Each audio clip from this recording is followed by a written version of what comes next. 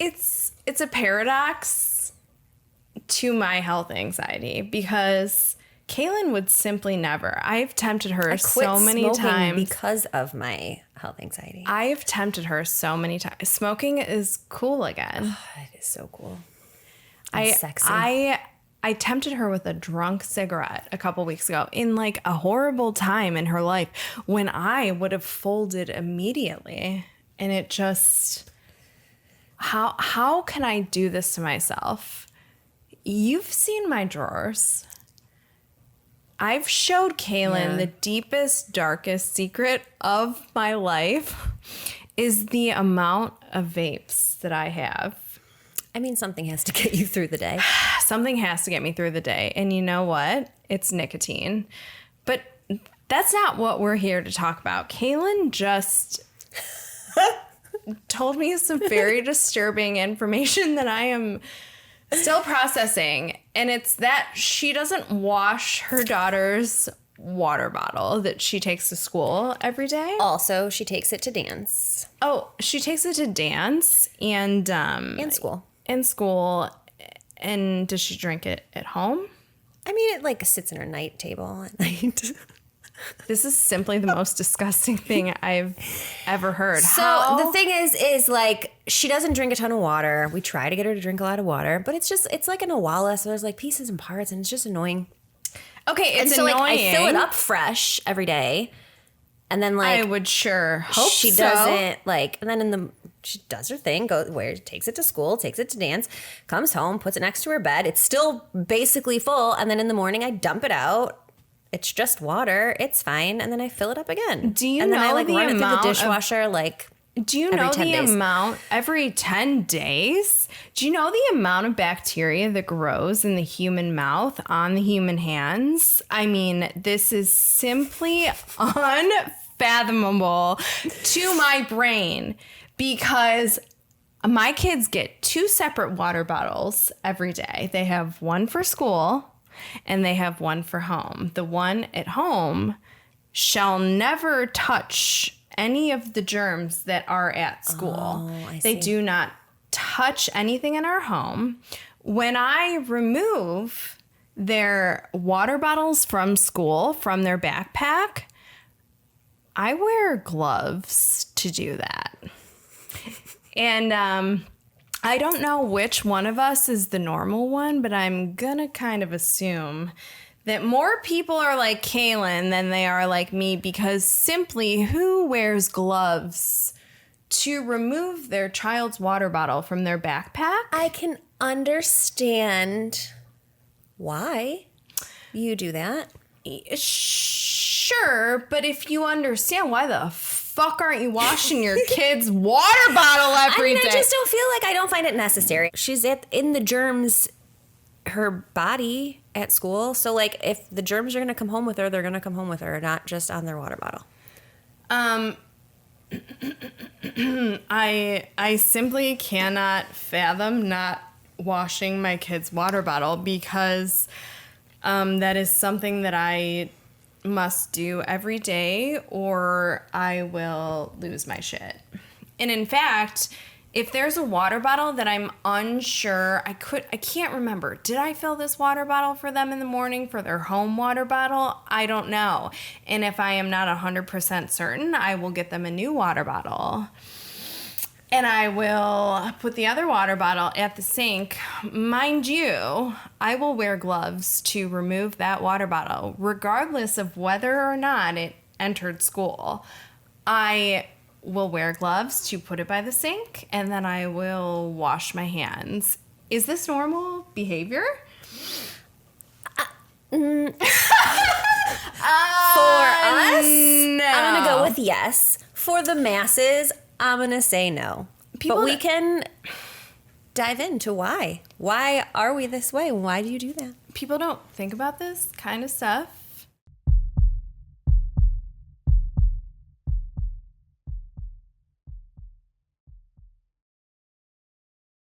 So here we are. Welcome to Fixations and Palpitations. I'm Jackie. Kaylin. And I am mentally unwell. We both are in our own little ways. in a way that a lot of people don't understand. So Or take very seriously. So I have severe health anxiety. Kaylin has severe health anxiety. And they manifest in different ways. Very different ways for us, I think. I just found out about the water bottle situation. That was a shock to my core. And that does nothing. That doesn't get me. How many things has Emerson touched and then touched her water bottle? She is a grimy little 11-year-old. You should see what her hands and feet look like when she comes home from dance. So why not wash her water bottle every day? Like, it takes 2 minutes. Like, what's... I mean, I don't know, man. So, health anxiety can manifest in a lot of different ways. There's different levels to it. There's things that I do that Kaylin would simply never do, and there's things that Kaylin does that I would simply never do. So this is kind of the crux of my mental illness is health anxiety. Do I have a little, some other little special interests that kind of drive me crazy? Of course. But health anxiety has kind of always been my number one thing. I don't know if it's been that way for you. It's kind of evolved over time with you. Yeah, mine's grown. For me, pretty much my earliest memory in life is the fear of being sick. So let me just take you guys back to gymnastics class. Oh. I was 6 years old. Oh, baby Jackie. And it was at the place that is now where... Oh, where Emerson dances? Yes. So that's where I took gymnastics. It's probably where you were dirty. Mm-hmm. Oh, those mats were so disgusting. And I was doing a tumbling class, and I felt a little queasy after all the flips and turns. And I remember specifically, I was like 5, 6 years old, and I remember that feeling in my stomach, the nausea, the dizziness, and I don't think I've ever come back from that. I just was like, oh my God, I feel like I'm going to puke after doing all of these flips and turns. And did you get sick? I didn't. Oh, okay. So I'm not really a puker, which is funny because puking is my worst fear in life. I have something called emetophobia, and it has been pervasive in my life since I was a little kid, and it has essentially shaped the way that I do things. And is it normal? No. But that's just kind of the crux of all of my health anxiety is the fear of puke. And like, it's such a simple thing. Everyone pukes. Yeah. It happens to people all the time. It's generally a quick one. I simply can't. It does something to my brain that I cannot and will not ever understand. It has manifested in a way that makes me fear all illnesses. Mm-hmm. And it exists to this day. I have done extensive therapy for it. And I think I've gotten a lot better. What do you think, Hollywood? Yeah. A resounding yes from Hollywood behind the camera. But, gosh, I used to hide in the lockers in elementary school because in first grade, one of my friends puked on the floor in class next to me, sitting next to me like during story time, and I was like scared of life, like literally terrified to be in class because I was afraid someone was going to throw up. Were you afraid that you were going to throw Nope. up? Or just like throwing up happening in your vicinity? Throwing up happening in my vicinity. Okay.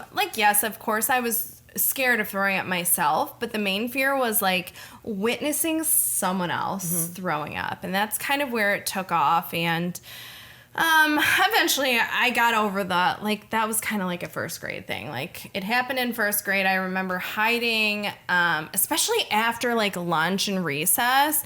Like, I'd be having fun during recess, and then I'd be like, oh my God, what if someone swung on the tire swing too crazy? And I would have these thoughts in my brain that I couldn't control about puking over such a simple That's fucking the thing, thing. though. It's the thoughts in your brain that you just can't control. They're Cannot there control. whether you tell them to be or not to be. And they're always there. So it kind of has ebbed and flowed throughout my entire life. Once I was a teenager, it wasn't really a big deal. But then I had kids, and if there's one thing about kids, They're going to puke. they puke a lot. And my husband is great. He knew, with this one specific thing, he knows that this is a very deep trigger for me. So he kind of always, if a kid was puking, He took charge. he took charge. No questions asked. It was just a thing. Well, this fear of vomiting really spiraled a lot once I had kids, because you can deal with your own illnesses, but when you start watching your kids get sick, and then there becomes a fear of germs. If you've ever had young kids, you'll know that they get sick quite fucking often. All the time. Especially like their first year in like a preschool or like a daycare type situation. And I was lucky to be a stay-at-home mom, so my kids, both of them kind of had this like illness run when they were like around 3 or 4 years old, and it was very tough for me. And throughout the years, it was more of a fear of diseases in general. The vomiting the vomiting fear kind of spiraled into, is this illness going to make me vomit? And so once Google became a thing, because we didn't necessarily grow up Always have that. we didn't always have Google, but when it was something that we could access all the time, it became a spiral of Googling literally every single sensation that my body could possibly ever feel. And wondering, am I dying? Am I having a heart attack? Am I having a stroke? Do I have cancer? So that was a thing for a really long time. And then, of course, the kids with the illnesses, then the germs really started. The germ fear really started ramping up. And then I got pregnant during a global pandemic. I got pregnant with my second child during a global pandemic. Pandemic did it for me too. And as someone who has struggled with germ fears and illness fears my entire life, having a newborn baby to protect, a pregnancy to protect during this time, it did something to my brain that I simply could not come back from without medication. And that's when the medication entered my life. So we tried, not Wellbutrin, Zoloft at first. I did not love that. Tried the Lexapro next because I was breastfeeding my baby. That's like kind of the next in line for like safety as far as breastfeeding goes. So we tried that.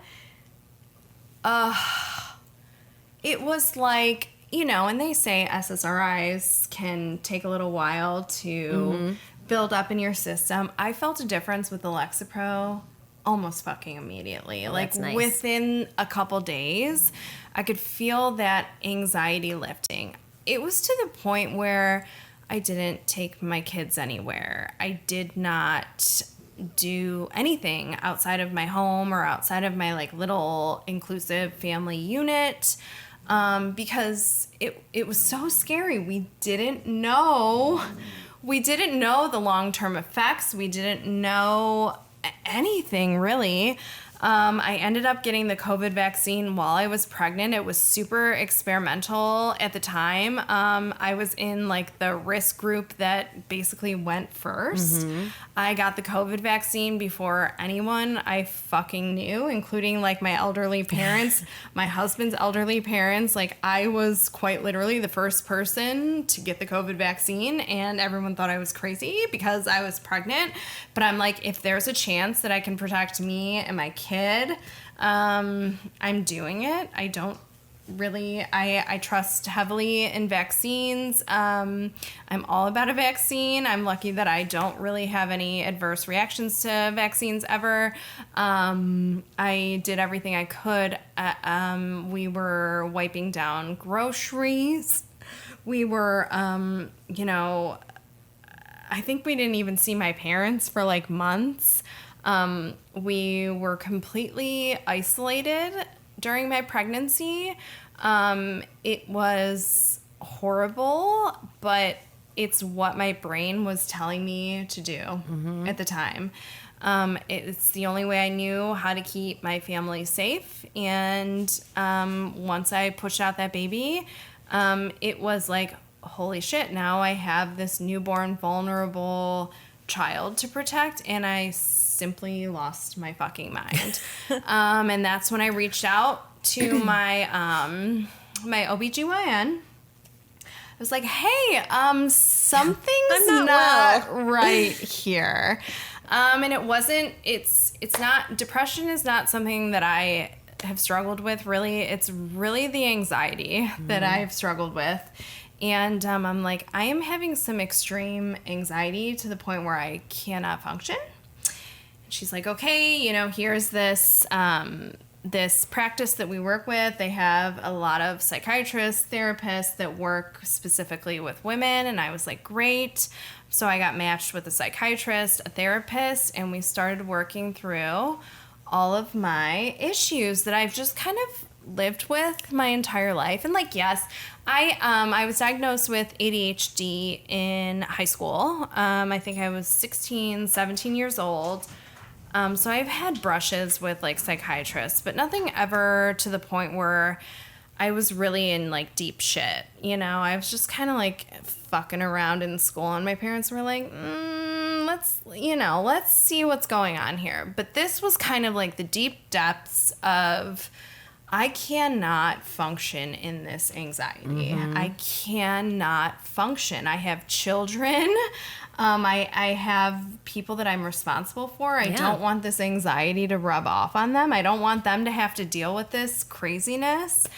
So I, was matched up with a therapist, a psychiatrist, and it turns out that not only do I have anxiety, I actually was diagnosed with obsessive compulsive disorder. The subtype that I have is contamination OCD. I'm sure y'all are very surprised. But it is something that I have dealt with my entire life, and it was really nice to have kind of a name to what I've dealt with.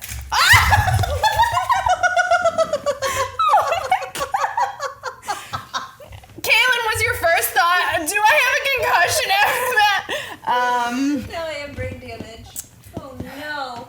Don't even get me started. Once I was diagnosed with OCD, my therapist suggested something called exposure therapy. Ugh. And it was as horrific as you can imagine. So I quite literally watched videos of people vomiting, like over and over again. And I did things like there was certain behaviors that I was doing compulsively. For example, I would make my kids wash their hands when they got in the car from something. I would make them change their clothes once they got in the house.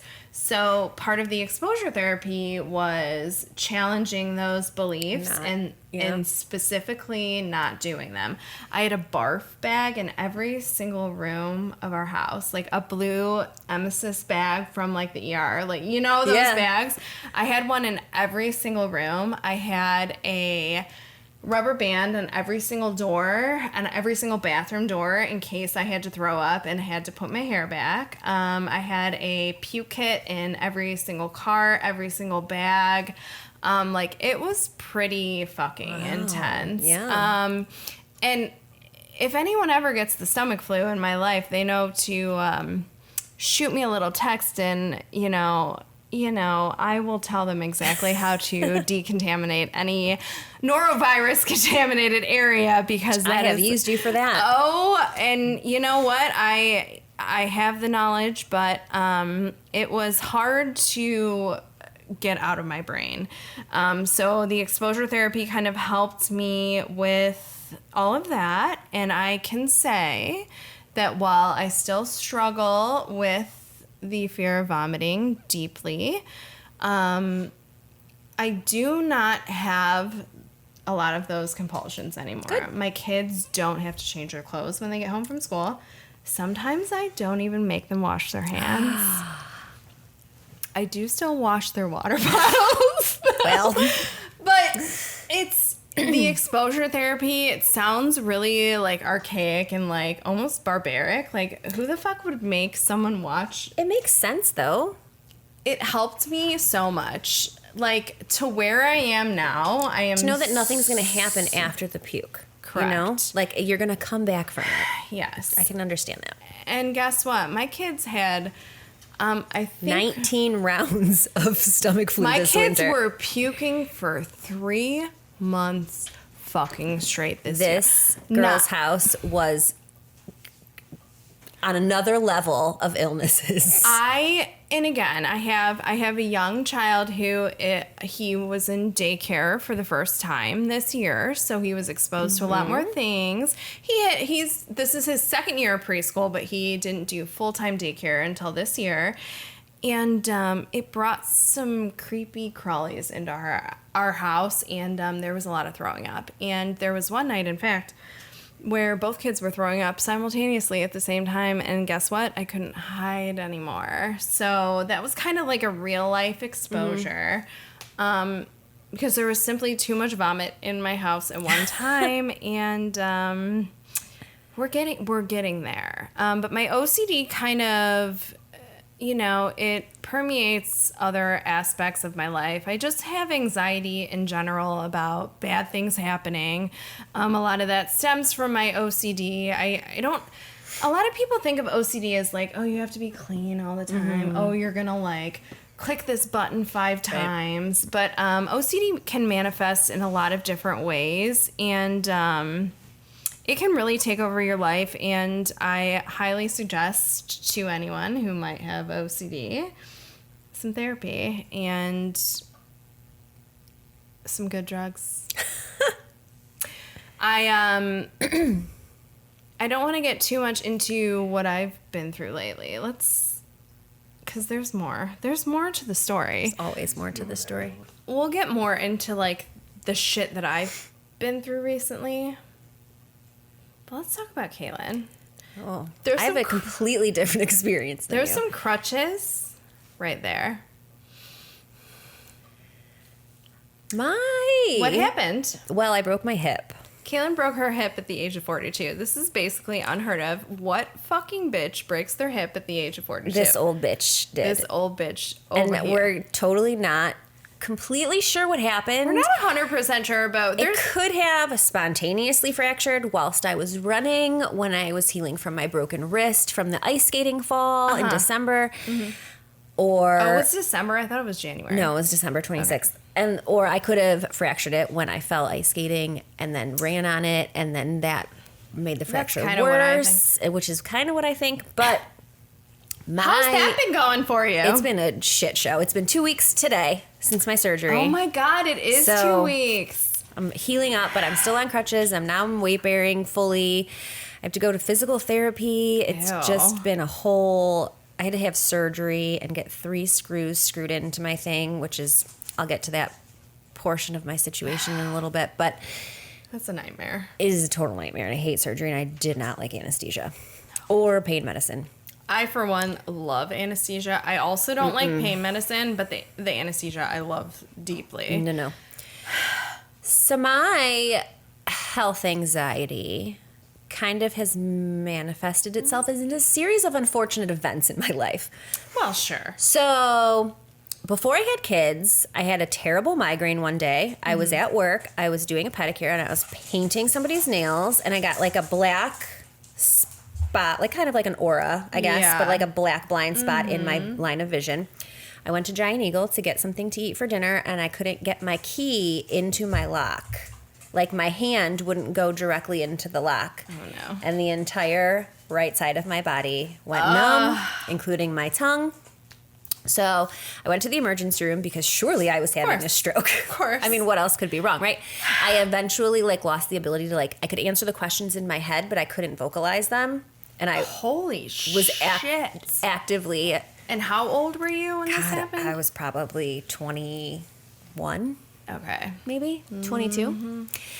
And so it ended up being an ocular migraine.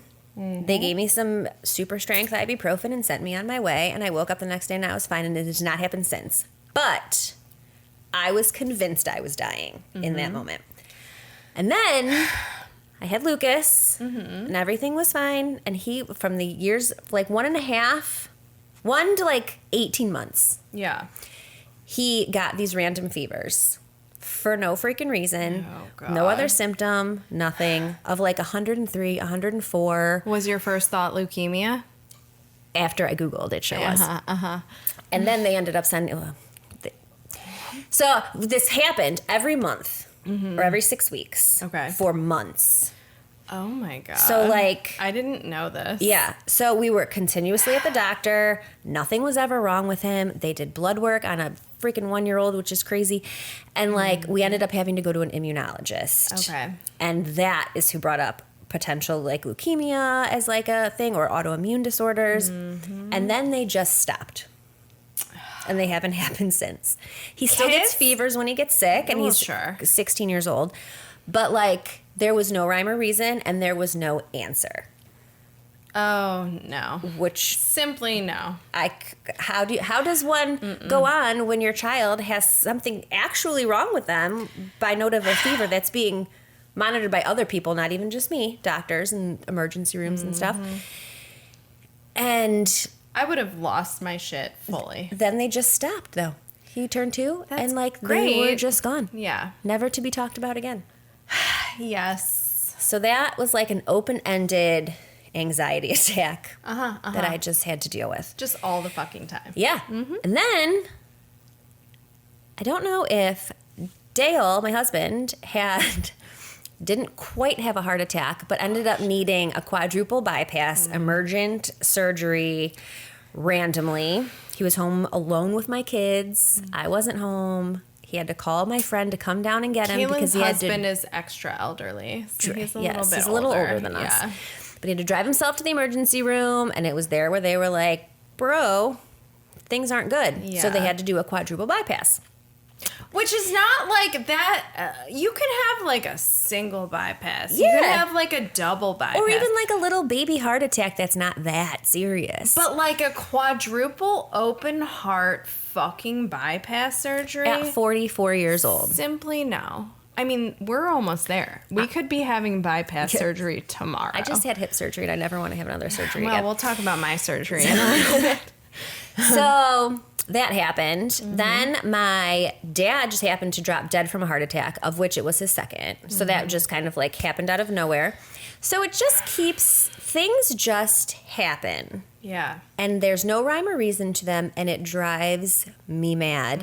And because of all these things, whenever just a little cold happens, Yeah. my brain says, what's Death. next? Death. is this what's next. strep throat is going to turn into scarlet fever, and then it's going to turn into you're dead. Your ear infection is going to go straight to your brain, and it's going to cause brain cancer, and then you'll die. It's worst case scenario every single fucking time. How many times have you Googled or talked to Jerome, Chat GPT? Jerome. How many times have you Googled what are the symptoms of a heart attack? What are the symptoms of a stroke? What are the symptoms of a blood clot? Ooh, blood. I've been to the blood emergency room clots for blood are clots. a big one. Yeah. If I showed you my prompt history on Jerome, We would be concerned. Probably. It's not healthy. We would be very concerned. It's not healthy. I talk to him like he's my very own personal doctor. Well. You should see the conversations about the hip progression. Oh, I cannot even imagine. It's a trip. Kids can, when you have kids, because it's like not only are you now responsible for your own health, you're responsible for another human's health. And if they bring the disgust to you, how are you supposed to care for them? Right? So it's so many different aspects. It is the worst fucking thing when you are sick and your kids are sick. The closest I've ever been to a deep depression is these months of life where my kids it's winter, of course.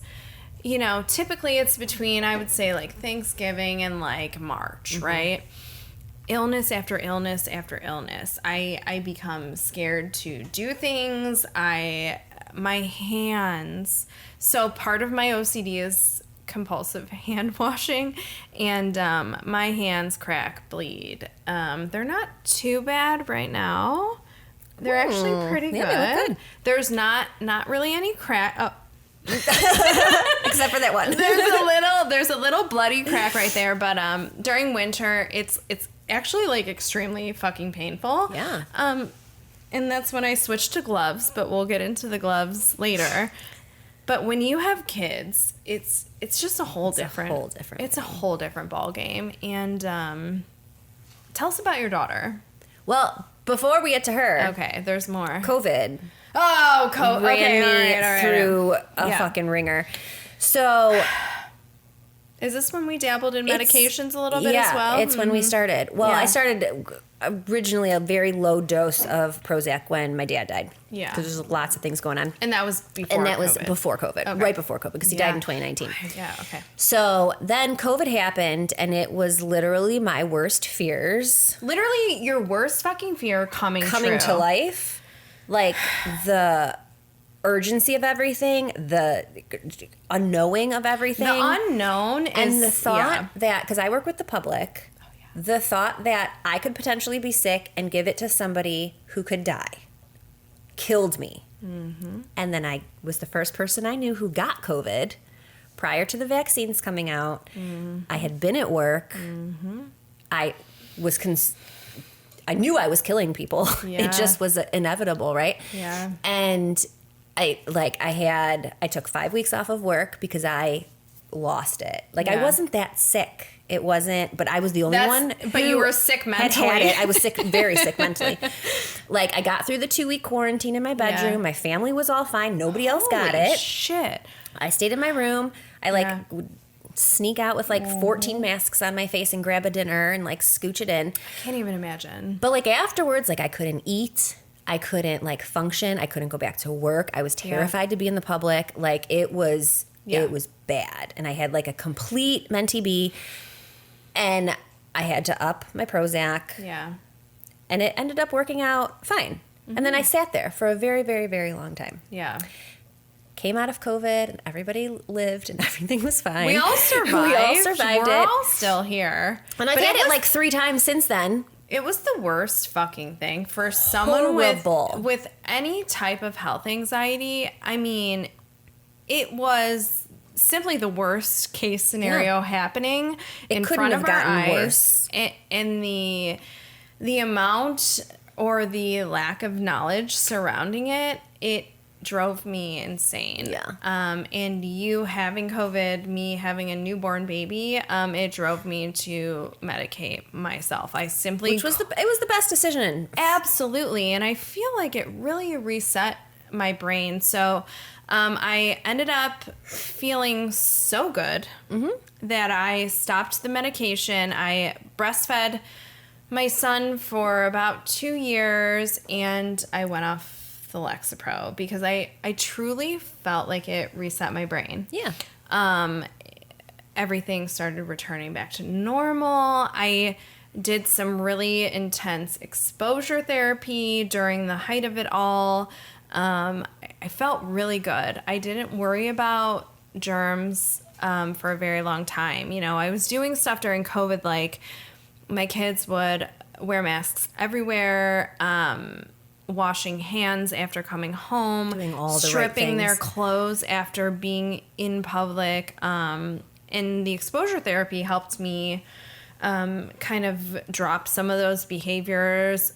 And I was doing really good for so long.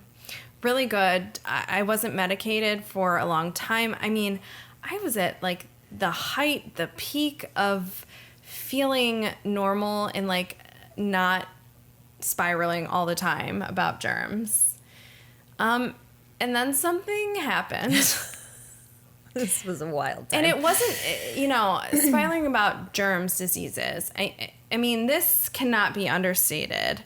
For a very, very long time before I did my exposure therapy, every single symptom that I felt, every single ache and pain, I was Googling it. I was seeking reassurance. And that's a huge thing that people with OCD do, is they seek reassurance. I would ask my husband multiple times, am I okay? Am I dying? Do I have cancer? Am I having a heart attack? Am I going to throw up? And, you know, you're seeking reassurance from Google, like all of these things. And I had really honed in on, you know, I need to do better for my kids. I don't want to pass this anxiety on to my kids. So I was really doing all the things that I learned in exposure therapy, and not even that. I wasn't thinking about it. You just felt normal. I felt normal. Yeah, and then I felt really weird for a while, and I was in denial. I was in denial for a really long time, but I was in a lot of pain for a really long time, and I ignored it. And I thought, oh, it's just my anxiety. Like, there can't possibly be anything wrong with me. I'm a healthy person. You're young. I'm young.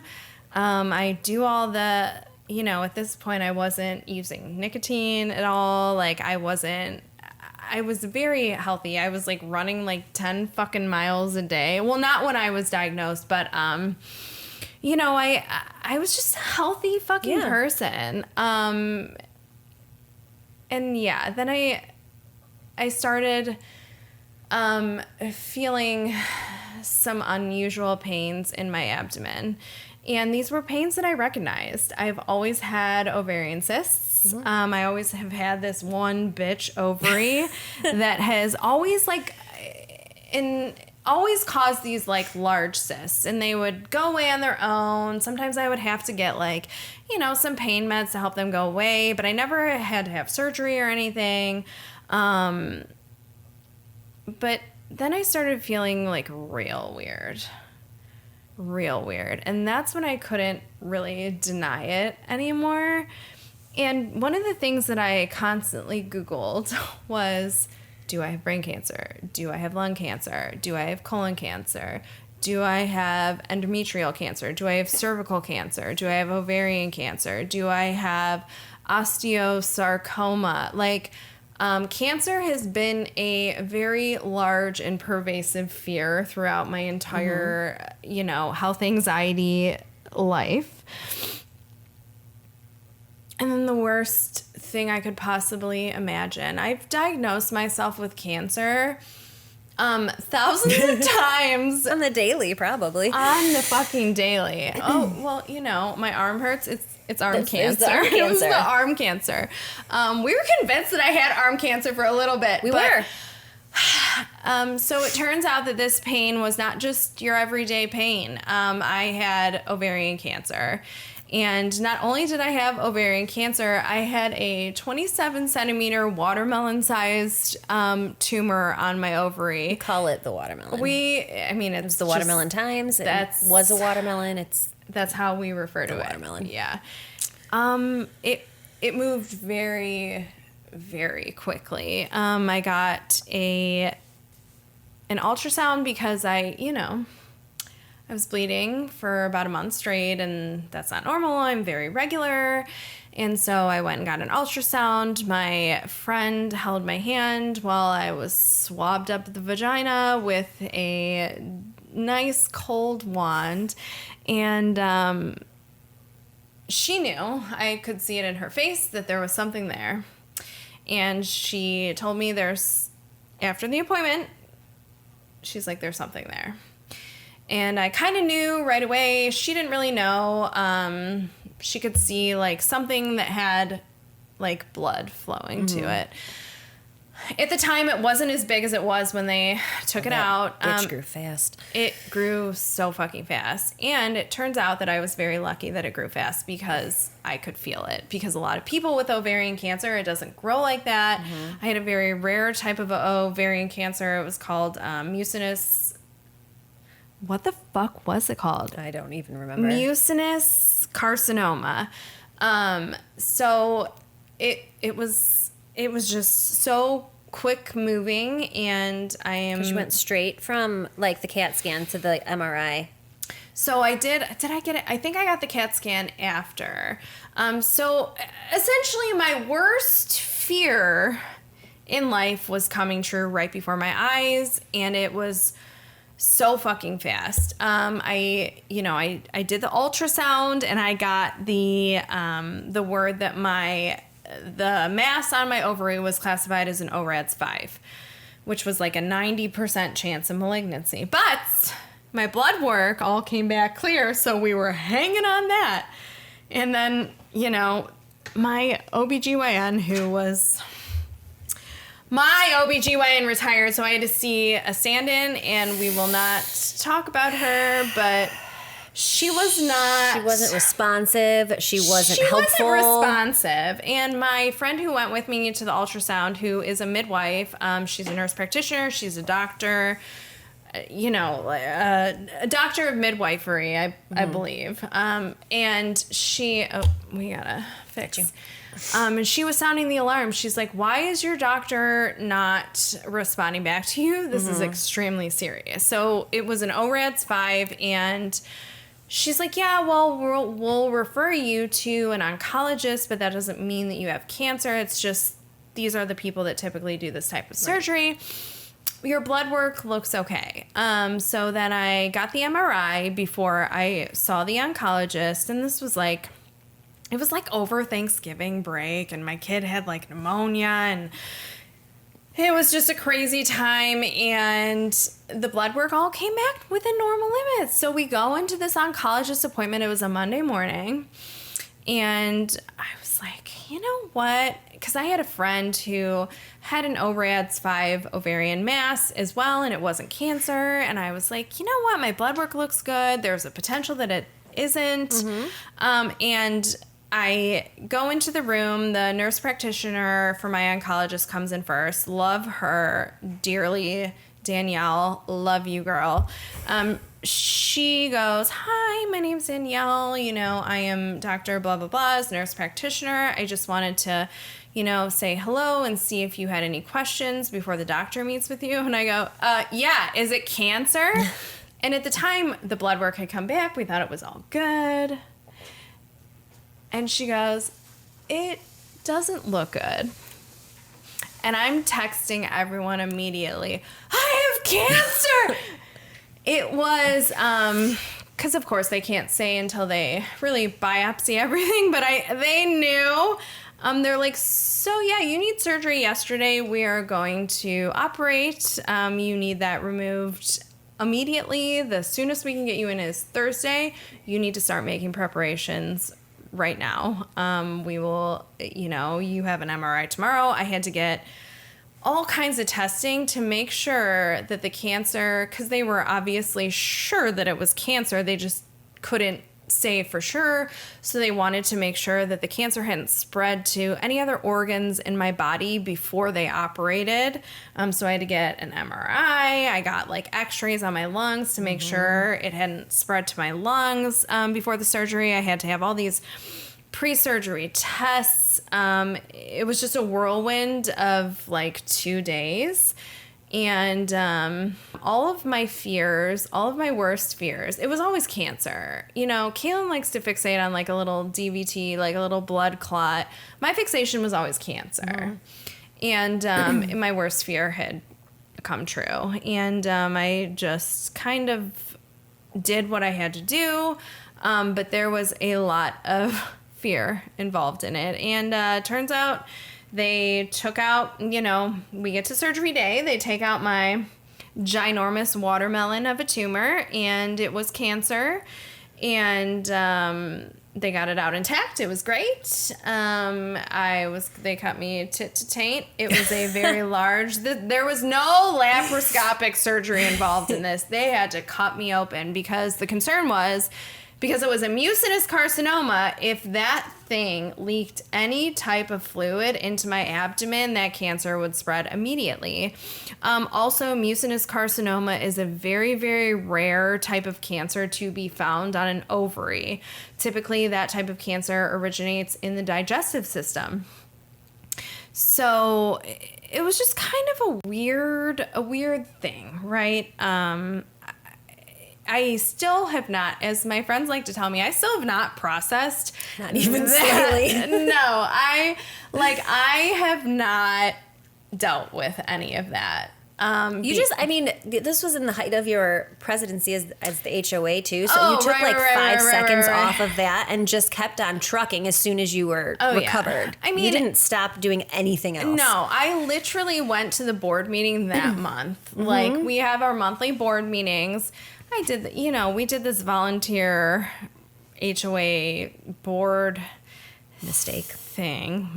But I didn't even really stop. I don't know. I have a hernia because I didn't stop moving like ever during it. I don't think I've ever truly accepted that like my worst fear came through, but it turns out that my surgeon was a genius because they didn't tell me this before, but a major concern was rupture of the tumor during the surgery because it was so fucking large. And he did it. It was completely intact. I have not seen pictures. Don't ask me about that. I don't want to know. Do you have pictures? They have pictures.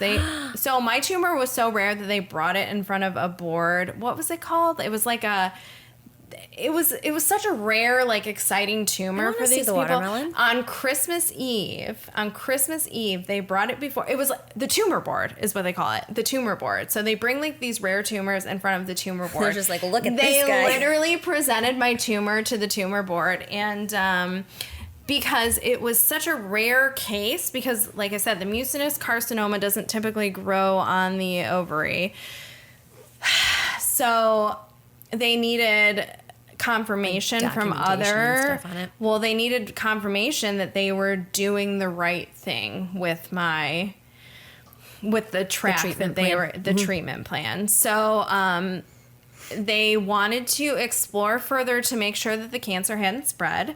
They biopsied all of my organs when I had my hysterectomy. They left the other ovary. Thank you very much. I have not gone into menopause yet. Lucky me. She's a pristine bitch in there. My other pristine ovary still remains. But the cancer, they took my appendix also because it looked kind of funny, and that's a common place where mucinous carcinoma originates. But they took all of my uterus, fallopian tubes, cervix. What else they got up in there? I don't know. They took everything except for my left ovary. And everything was fine when they biopsied it. It had not spread to any of my, reproductive organs, and it hadn't spread to my appendix. But the last step was the colonoscopy and endoscopy, because that's where it usually originates, is the digestive system. And I had the worst fucking panic attack of my life before that colonoscopy and endoscopy, because here was the catch. If that cancer had not originated or spread to any of my digestive organs, it was stage 1 and I didn't need any treatment. Mm-hmm. No chemo, no radiation, just checks every 3 months. But if that had spread, that was an automatic stage 4 diagnosis. So I went into this thinking of my 2 beautiful children. Small young boys, thinking that I could wake up either having stage 1 cancer or stage 4. And here's the thing.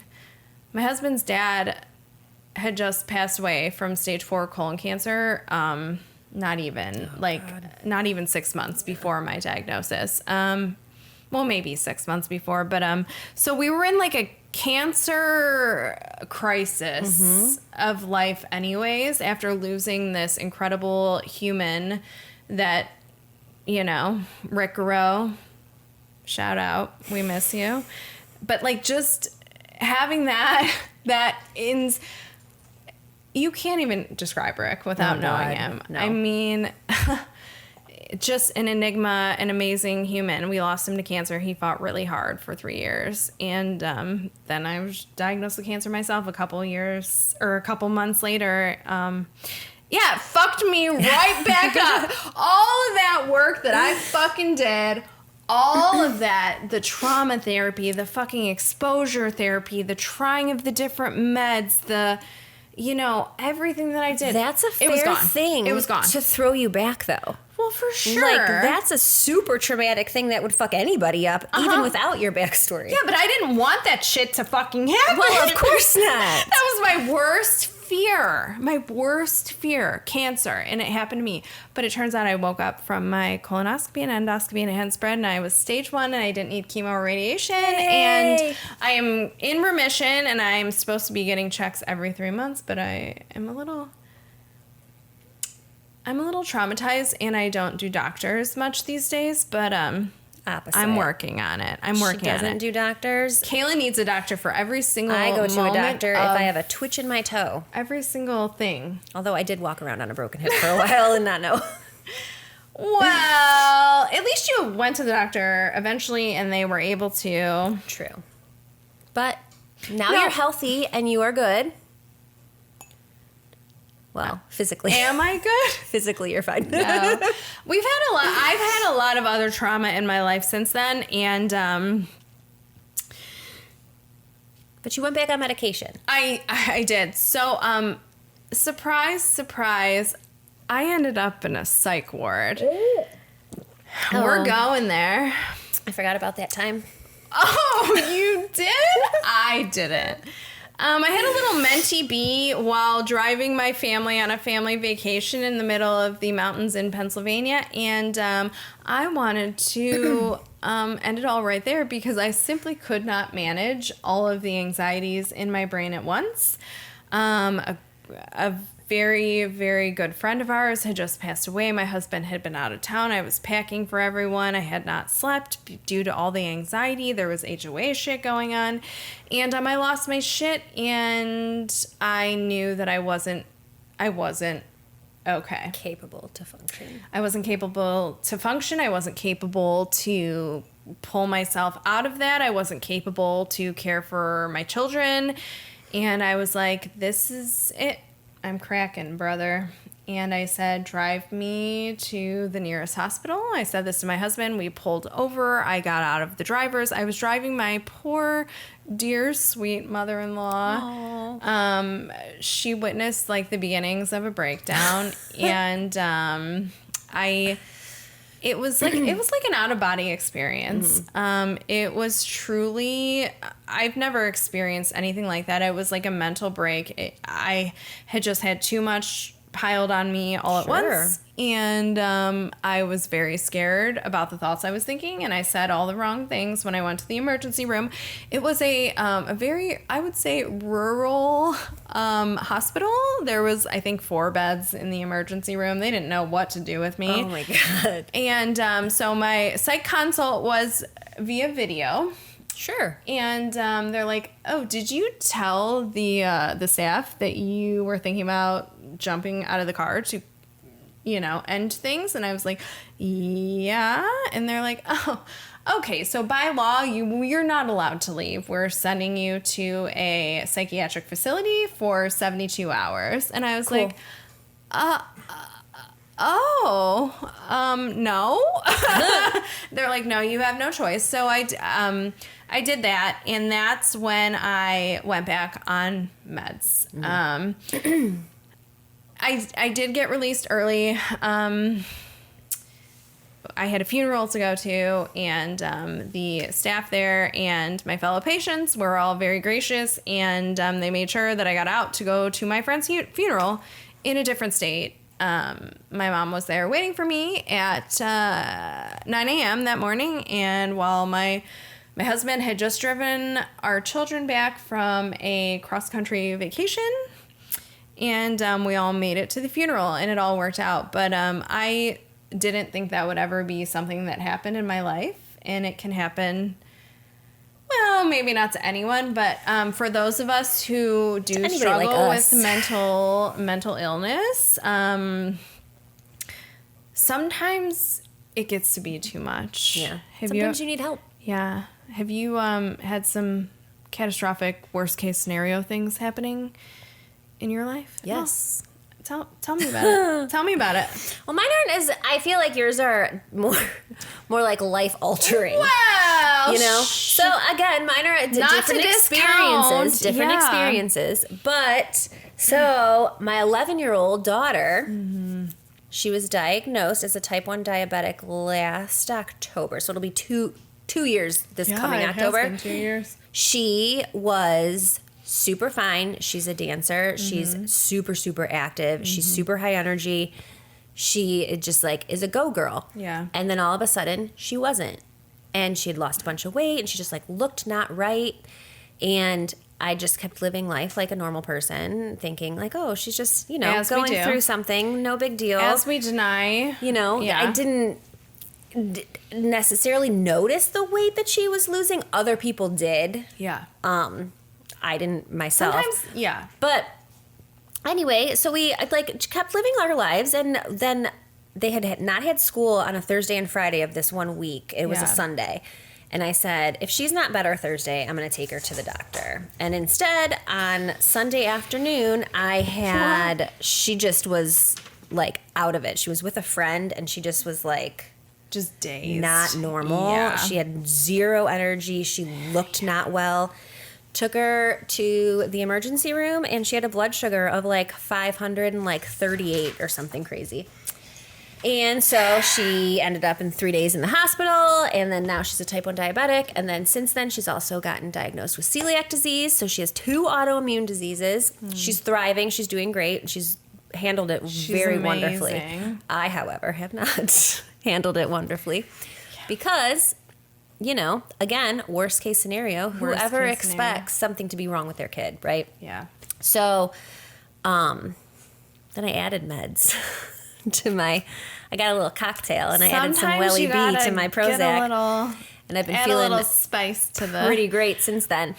But you just don't, you don't think things like these things are ever going to really happen to you. Right. They go through our brains Yeah. on a constant reel, but in reality, We know you can that kind of that's- talk yourself out of it. Yes. And say, no, you don't actually have cancer. Okay, even though our brain is telling us we have cancer, we don't actually have cancer.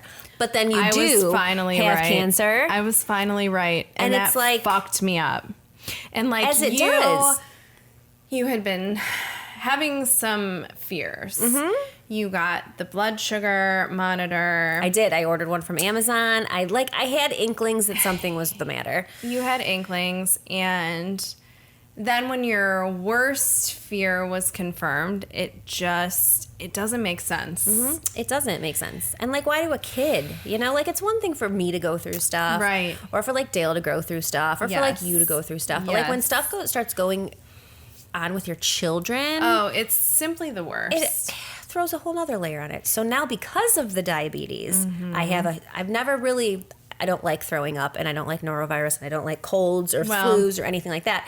In general, I get real panicky. But norovirus and throwing up can throw a kid's blood sugar off like immensely to where they Exactly. need to have like IV fluids and stuff. So now I'm terrified. Every time I hear somebody threw up, Yeah. I'm like, oh my God, Emerson, were you close to them? Like, did you stay far Are away? you friends with her? Tell me right now. Ron, are you friends with her? It's truly terrifying. Yes. And like the questions I ask this poor kid who just looks at me like, if I barf, like we'll handle it. It'll be fine. And I'm like, no. it will not be fine It's because not this is not okay. fine. Nothing's ever fine. So it's a constant Yeah. fear. And then when these constant fears, even though you try to tell yourself they're not real, they just keep happening. Yeah.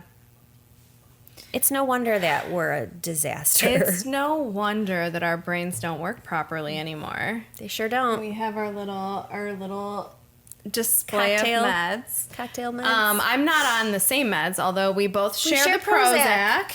Prozac is supposed to be helpful for OCD. I'm thinking maybe I need to try something Play different around with or it a like little bit. up the dose.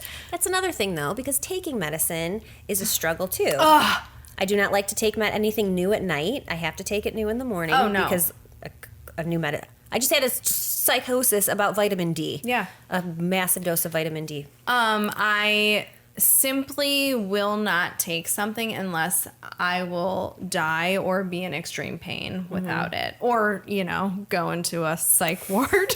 But it's so crazy because I don't want to take any new medicine. I will barely take Tylenol, and it gets tricky sometimes because if I need to go to the doctor, if I have something such as an earache, will I go to the doctor? Only after prompting. Will I take the medicine they give me? Unlikely. Will I take it for the full time that I'm supposed to be taking it?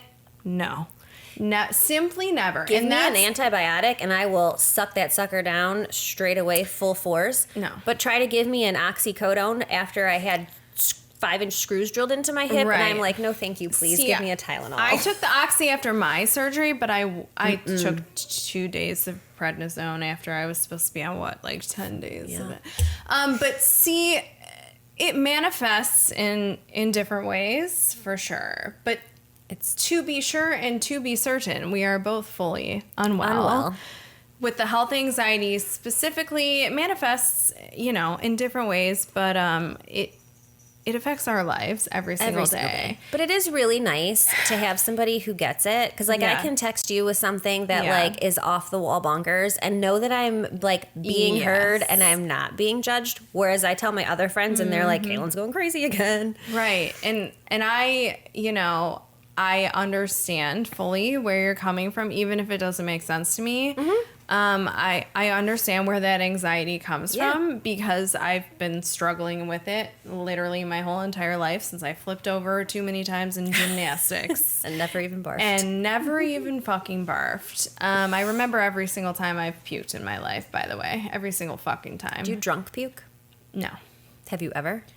Oh, yeah. But I remember, I will go to the most extreme measures to not throw up. To the point where I would rather get alcohol poisoning and be unwell, blacking out before I'm gonna throw up. Ooh. I've had some very, very touchy situations because I simply won't throw up to where I needed to, but I won't. I'm just not a puker. My kids are pukers. And it has been a time. But why do you think gals like us with this anxiety tend to gravitate towards, the comfort watches, the things that bring us the dopamine that our brains are lacking, such as? I think it's a hyperfixation because we hyperfixate on so much Yes. internally and physically to our own selves and our Yes. families and surroundings and stuff like that. And I think that it brings us comfort because it is something that we can control. Yes. We know what's coming. We know that it brings us joy and it's peaceful and it's happy. So we reheat and we rewatch. Yes, because it gives us a moment to where we Yeah. can like silence our brains and we're Yeah. not worrying about dying because, we're watching our Because guys. we're watching dudes fuck each other. Which is And there's simply literally nothing, brilliant. There's simply nothing better than that. To calm my brain is to watch two men love each other without shame. Yep. It's the greatest thing ever. It's simply the greatest thing of all time, and It calms the entire nervous system. It It does. just and it does that with sure, of there's course it's- other things, Friends is like my go-to. I can just Sure. like veg out and it turns my whole brain off. but In it's different. recent times, these boys it's have just, pulled down from a spiral many a time. They do something to my brain that is so calming that I just can't find in a lot of other things. And as I've talked about in other podcasts, I have been in the romance, the gay, I have been in that my whole life. But the heated rivalry show, and mind you, I will point this out every opportunity that I get. I read the books like many years ago. They've always been some of my favorites, but the show just did something to my brain. I think it did something to a lot of people's brains. Yes. And it just fucking helps us get through the shit that we deal with on a daily basis, because we hyperfixate on things that are bad, but we also hyperfixate on things that are great. Really fucking good. Really fucking good. I've been telling you. Hey, I jumped on the train and it's helped my life too. Finally. I mean, Hey, better late than never. it's helped me through my broken wrist and my broken hip. She needs to stop breaking bones. Have you thought about a bone density scan? I have one scheduled. I have to wait for the hip to heal. Otherwise, it doesn't read right, they tell me. Okay, I had let's... all sorts of blood work and tests and things done in the hospital. Oh That my was God. When Kaylin was getting wonderful. all of her blood work back, it was like, why is this two parameters higher than it's supposed to I be? thought I had sepsis. She thought she had sepsis for a while, and I'm no doctor, but I've done enough research to call myself one. And your body goes through some inflammation when you have injuries and surgery. There's this weird thing, and it's when you Google it, it says like high risk for sepsis during a surgery or something like that. Yes. And mine was like skyrocketed. So I talked to everybody about it. All the nurses, all Yes. the doctors. I was like, somebody tell me that I'm not going to get sepsis. I understand the reassurance. So part of the OCD is, and I'm not diagnosing you. I'm not qualified to diagnose. I don't therapy and I don't psychologist. Right. So we're undiagnosed over here. That's really not good. Okay. So we're gonna try to like move things along, but that's not why we're here. But you're during exposure therapy, I learned that as someone with OCD, we seek reassurance. Mm-hmm. And you have to not do that for the cycle to kind of stop. And has my cycle of OCD stopped? Absolutely the fuck not. But Googling is a very dangerous thing, and we need to maybe stop. I mean, sure. Maybe calm down.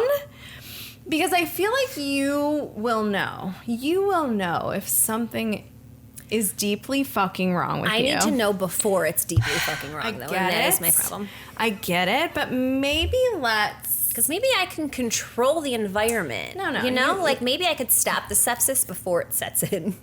Well, sure, but... That's how I work. But here, your body will tell you if there is something deeply wrong. But do we always listen? No, we don't. But as someone who has had something like very, very wrong, I knew. And you will know. All right. Well, You will know. luckily, I didn't get sepsis. No, And she did not. the hip's great. Surprise, surprise. There was no sepsis. That's apparently just a sepsis. thing you are Yeah. supposed to check. It's going to be okay. So, Everything's fine. This is our traditional Are We Okay segment. Are you okay? You just broke your fucking hip and had like the first big surgery of your life and did anesthesia and like did all these things. I hate anesthesia. I am not okay. I'm okay now. I was very unwell when I was in the hospital because this all happened. I went to the orthopedic because I thought I did something to my tell us fucking the hip whole flexor. fucking story. So I thought I did something to my hip flexor. I'd been running. All of a sudden, I was at work. I couldn't walk anymore. Dale had to bring me crutches. All of a sudden, I was like really powering through. It was really fucking painful. But I was like, I'm no pussy. I did life. deep I denial. ran. Deep I was denial. jogging. I went to work. I did all the things. I got into the orthopedics office, the doctor's office, and he looks at my thing and he's like, emergent MRI for you, buddy. Straight to the ER. You're get not admitted, leaving. and you are having surgery tomorrow. And I was like, no. what? No. That's This- not how this goes. Yeah. But This was like even crazier than like my surgery situation because like they simply did not even let you leave the fucking hospital. they made the appointment for me for the MRI. And they literally were like, we'll drive you on a little golf cart across the hospital to the ER because you are not allowed to leave this place. There was no I don't time know to why process. it was so emergent. I don't know why breaking your hip is such a huge deal. I had been wandering around on my broken hip for probably 3 weeks. People die from hip fractures. Old people. Well, They do die. And I was very scared of that too. yeah, we can talk about this now, but we did can not talk about mention it now. at But the yes, time. I know. But it was very not at all what I was expecting. It was very, very fast. It was very, very crazy. I haven't had surgery since I was a small child. Yeah. And anesthesia is the worst. I don't like feeling it. I didn't mind going to sleep. Yeah. I was fine with that, but the waking up process and like That can be tough. somebody told me they gave me fentanyl and I was like, shit, like this is the worst. Yeah. I'm going to die. Why are you guys drugging me? This Yeah. is terrible. Please don't give me anything else. All I want is Tylenol and Advil and I will survive. And she has. I have. And it's not been terrible. No narcotics. Not a one. And even the doctor was like, I'm going to give them to you because you can take Just these. And in I was case. like, no, sir. Sure don't want them. I don't know how the fuck you did it because I have broken an arm. Also ice skating. Mm-hmm. It was one of the most painful things I've ever See, fucking my broken arm experienced. didn't hurt. That's Like, it was, wild like, to me. swollen and, like, You tender must and all have that. An insane pain threshold because my arm hurt so bad that I vomited, and yes, of course, I fucking remember that. Bet you do. I did feel really nauseous when I broke my wrist. Yeah, like it. I remember the sound to this day. I broke my wrist in 6th grade falling ice skating. And I remember the sound, the echo, the like reverberation of like falling on the ice. Like I remember every single detail of it. And this bitch is like, it didn't hurt. It didn't really bug me. And You who must have knows? been in shock. We're not sure how long the hip was broken for, but I was doing some mad shit with a broken hip. I so would bet everything that I have that you broke your hip at the same time you broke your wrist, I and think it I did, just too. didn't. It just didn't. Your brain was focused on your wrist, and it just was kind of. It was probably like a little hairline, and then running. I think on the treadmill, all the impact just kind of cracked it a little bit further to the point where you're like, I and it can't really walk. fucking hurt. And mind you, Kaylin hosted Easter, cooked the meal, did all the things, went to work where she's on her feet all day, thinking everything was Literally thought I had a hip flexor She issue. thought that she was scared. You were scared that they were going to just send you off to physical therapy. Yes. Which I still, in the recovery process, think physical therapy is bullshit. Well, sure. But that's neither here nor there. Anyway, the Heated Rivalry boys got me through my wrist. It's getting me through my recovery from this hip. 2026 is the year of broken bones and No more. discovering the hockey gays. And thank God for Shane and Ilya and Hudson and Connor and Francois, but not Robbie. And Jakey. Jakey. And Rach. And they just Rachie. won a bunch of awards. Oh my God, the Peabody we thing. haven't even talked about I this. They won the Peabody Award. They won.